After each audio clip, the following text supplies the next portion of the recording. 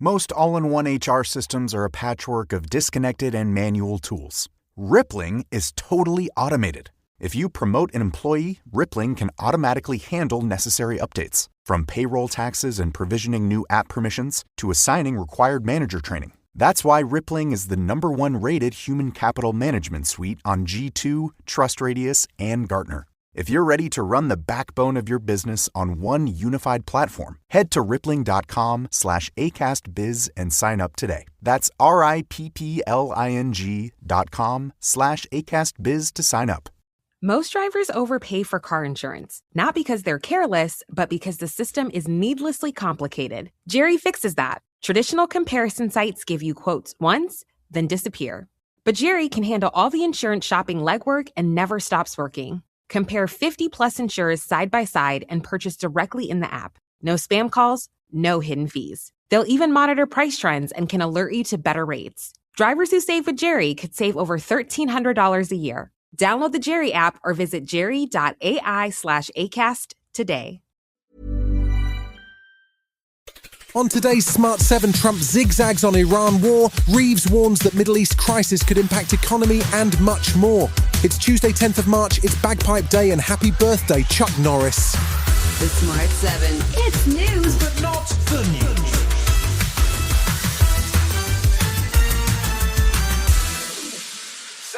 US President Donald Trump sent mixed messages on Monday as he appeared to zigzag on whether or not the war with Iran is coming to an end. In a phone call with CBS News, he described the military action as complete pretty much, which seemed to calm markets and saw oil prices ease. But later on Monday, he was back to threatening Iran with destruction that would be 20 times worse if they tried to block oil tankers from the Strait of Hormuz. Secretary of State Marco Rubio clearly hadn't got the memo about the war ending, as he was asked about Iran's continuing attacks on Turkey, Qatar and the United Arab Emirates. They are trying to hold the world hostage. They are attacking their neighbors. They are attacking neighboring countries, their energy infrastructure, their civilian population. They're attacking embassies. This is a terrorist government. Iran has a new leader, the son of the former Ayatollah, who was appointed by hardline conservatives, and there is no sign that they have any intention of looking for peace talks. In fact, Foreign Minister Abbas Araghchi described Trump's military action as Operation Epic Mistake, and Kamal Karzai, a foreign policy advisor to the supreme leader, told CNN that Iran is ready for the fight. Iranian military is quite strong. They have the arms that they need, which are produced in Iran. As a matter of fact, we are not dependent on any other country for weapons and arms.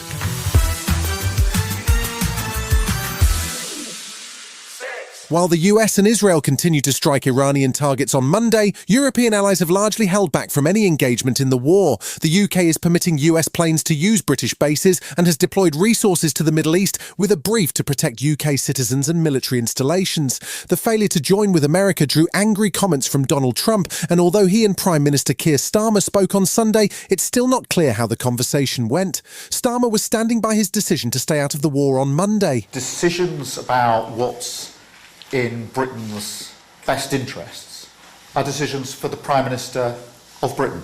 And that's how I've approached all of the questions and all the decisions that I've had to make. The G7 nations met on Monday as the war in the Middle East has seen oil prices rise to over $100 a barrel and oil tankers unable to travel through the crucial Strait of Hormuz. Chancellor Rachel Reeves was warning that the crisis may have economic impact at home. The economic impact of the situation in the Middle East will depend, of course, on its severity and its duration.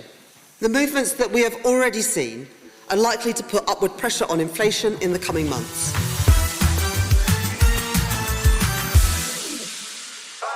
From last July, adult entertainment sites in the UK were required to provide robust age checks for people wishing to access content on their sites.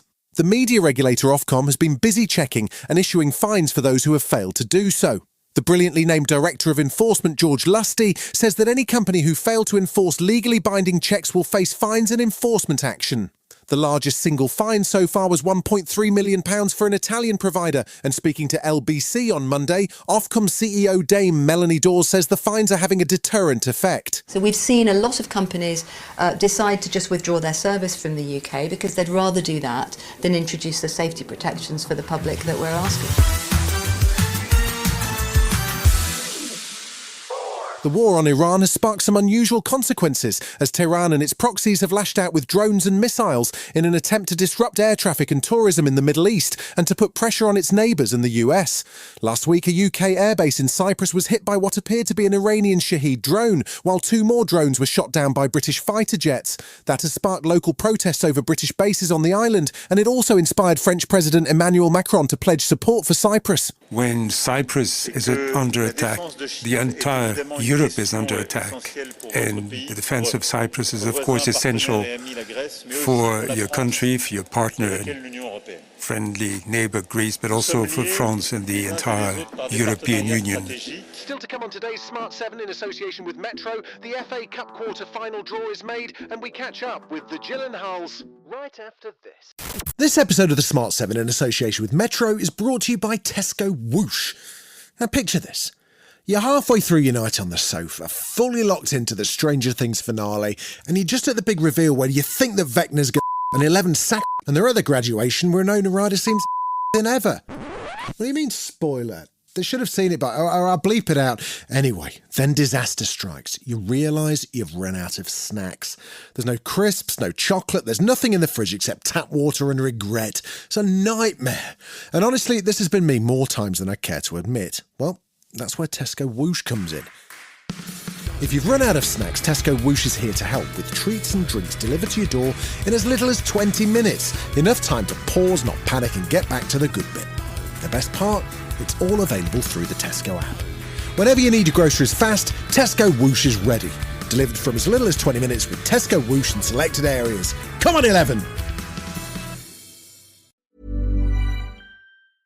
Are you noticing your car insurance rate creep up even without tickets or claims? You're not alone. That's why there's Jerry, your proactive insurance assistant. Jerry handles the legwork by comparing quotes side by side from over 50 top insurers, so you can confidently hit buy. No spam calls, no hidden fees. Jerry even tracks rates and alerts you when it's best to shop. Drivers who save with Jerry could save over $1,300 a year. Don't settle for higher rates. Download the Jerry app or visit jerry.ai/ACAST today. Welcome back.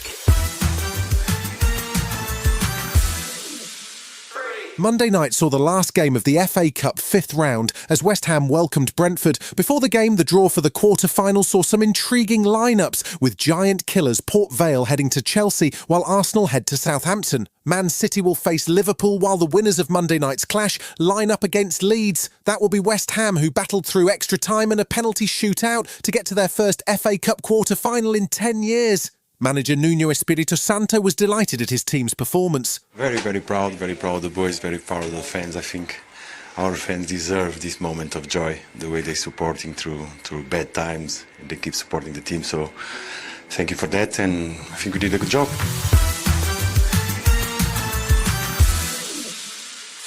Ireland's Jessie Buckley is a massive favourite to win a Best Actress Oscar this weekend, as she's already picked up pretty much every major prize for her performance in Hamnet. The Academy Awards can be unpredictable though, so it's always possible she'll be disappointed. She's got another movie which just hit the cinema. It's an offbeat horror story called The Bride, which follows the slightly obscure story of Frankenstein's monster bride. It stars Buckley alongside Christian Bale, but it didn't set the box office alight on its first weekend. It's directed and written by Maggie Gyllenhaal, and she says the inspiration for the story came from a highly unusual source. I saw a guy at a party with a tattoo on his entire forearm of the face of the Bride of Frankenstein from the original 1935 movie. Yeah, with the hair. That the Bride of Frankenstein is only in the movie The Bride of Frankenstein for 2 minutes. It made me think, I want to know what that person's thinking.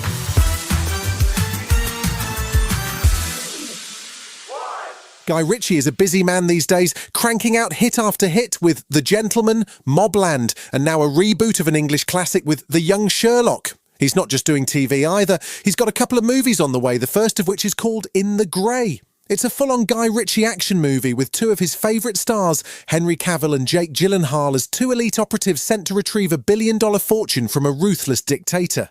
It also stars Eliza Gonzalez as the brains of the operation, and it's due to hit cinemas on May 15th. There are two versions of how this narrative plays out. Exhibit A. Gary waits patiently and quietly by the door. Exhibit B. Gary steps forward and you spend the next 6 hours sponging him off the walls. I know which version Gary would prefer. You've been listening to The Smart 7. We'll be back tomorrow at 7 a.m. Hit that follow button and have a great day. Give us 7 minutes, we'll give you the world. With its 2 juicy beef patties, 3 slices of melted cheese, and tangy Big Arch sauce, the Big Arch is what happens when you start making a McDonald's burger and never stop. The Big Arch, the most McDonald's burger yet, for a limited time.